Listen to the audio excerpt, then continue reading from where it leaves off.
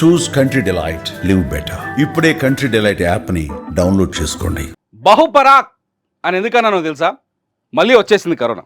అసలే మెట్రో రైల్లో ఒత్తెత్తి ఎక్కి ఉదయం 8 గంటల నుంచి 11 గంటల దాకా ఇట్లా అతుక్కొని వస్తున్నాం. ఒక్కొక్కసారి చూస్తే అనిపిస్తుంది ఆడోళ్ళు మగోళ్ళు అనే తేడా లేదు, ముక్కు తాకుతుంది మెట్రో రైళ్లలో.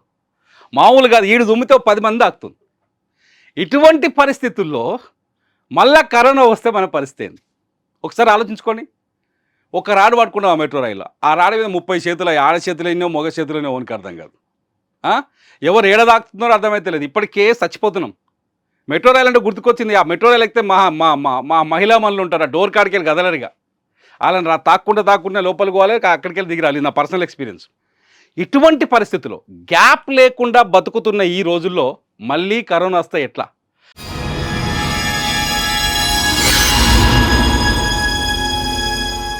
అసలే ఋతుపవనాలు మొదలైనవి, కేరళని దాకినాయి. గతంతో పోలిస్తే చరిత్రలో ఎప్పుడూ లేని విధంగా 2009లో జరిగిందంట. మే మాసంలోనే ఋతుపవనాలు ఎంటర్ అవ్వడం దేశంలోకి. వర్షాలు వచ్చే అవకాశం ఉంది. మళ్ళీ ఏదైతే డ్రై ఏరియాల్లో మళ్ళీ కొంత చిత్తడి నేలల్లో కొంచెం సమస్యలు ఉండే అవకాశం ఉంది. బ్యాక్టీరియా పెరిగే ప్రభావం ఉంది. ఈ టైంలో మళ్ళీ ఈ కోవిడ్-19 ఏంట్రా బాబు మళ్ళీ స్టార్ట్ అయింది. ఒక్కసారి దేశంలో నమోదవుతున్న కోవిడ్-19 కేసుల గురించి తెలిస్తే మళ్ళీ వెన్నులో వణుకు పుడుతుంది, ఖచ్చితంగా మీకు చలి పుడుతుంది. ఈసారి వచ్చిన వేరియంట్ పేరు JN1. ఇది కొత్త వేరియంట్. ఇది ఒమిక్రాన్కి నుంచి డెవలప్ అయిన వేరియంట్. ఒమిక్రాన్ నుంచి డెవలప్ అయిన వేరియంట్. ఈ వేరియంట్ వల్ల పెద్ద ప్రాబ్లం లేదు. జ్వరం వస్తుంది, గొంతు నొప్పి వస్తుంది, ముక్కు గారుతుంది, అలసట వస్తుంది, పని చేసుకోలేం, 4 రోజుల పాటు నరకం చూపిస్తుంది. మరణం సమస్య చాలా తక్కువగా, అంటే మరణం సంభవించే అవకాశాలు చాలా తక్కువగా ఉన్నాయని చెప్తున్నారు ఎవరు వైద్యులు. ఇప్పటికున్న పరిశోధన ప్రకారం వరల్డ్ హెల్త్ ఆర్గనైజేషన్ కూడా ఇదే విషయాన్ని చెప్తుంది. ఎందుకంటే కానీ సింగపూర్ లాంటి దేశాల్లో, మలేషియా లాంటి దేశాల్లో సుక్కలు చూపిస్తోంది ఈ వేరియంట్. మరణాల రేటు కూడా నమోదవుతోంది. కేరళలో చాలా ఎక్కువ కేసులు ఉన్నాయి, 273 పైగా కేసులు ఇప్పటి వరకు నమోదైనట్టుగా తెలుస్తుంది. మన హైదరాబాద్లో కూడా ఒక కేసు ఉంది. ఆంధ్రప్రదేశ్లో అధికారికంగా 2 కేసులు ఉన్నాయి, అనధికారికంగా 3 కేసులు ఉన్నట్టు తెలుస్తోంది.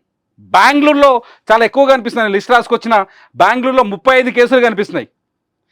మహారాష్ట్రలో, ముంబైలో 95 కేసులు ఉన్నాయి. మహారాష్ట్రలో గడిచిన 3 రోజుల్లో 10 కేసులు పెరిగినాయి. అసలు ఏంది ఈ పరిస్థితి? మర్చిపోయిన కరోనా మళ్ళొచ్చి వస్తుంది. అందుకని బహుపరాక్ అన్నాను. ఒక్కసారి కరోనా వస్తే వచ్చింది కరోనా. ఈ కరోనా మనకు చాలా విషయాలు నేర్పించిపోయింది.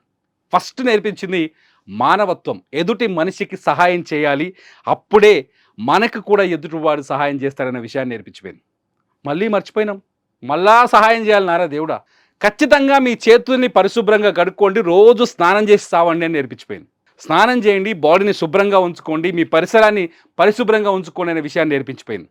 అయినప్పటికీ మళ్ళీ అన్నీ మర్చిపోయి మనం రోడ్ల మీద చెత్తేస్తున్నాం, చెదారం వేస్తున్నాం, మురికి కాలువల్లో పూడికలు తీసేయడం మర్చిపోయినాం, మున్సిపాలిటీ డబ్బులు మంజూరు చేయడం మర్చిపోయినాం, అన్నీ మర్చిపోయి నార్మల్ అయిపోయినాం. మళ్ళీ కరోనా వస్తే ఇవన్నీ చేయాల్సి వస్తుంది, గుర్తుపెట్టుకోండి.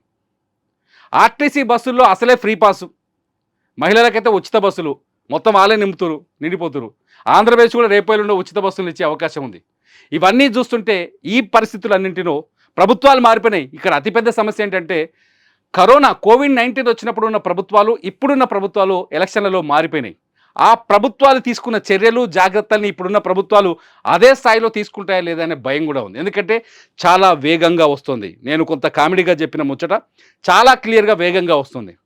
కరోనా ఇతర దేశాల నుంచి దిగుమతి అవుతుంటే వర్షాలు, నైరుతి ఋతుపవనాల రూపంలో వస్తున్నాయి.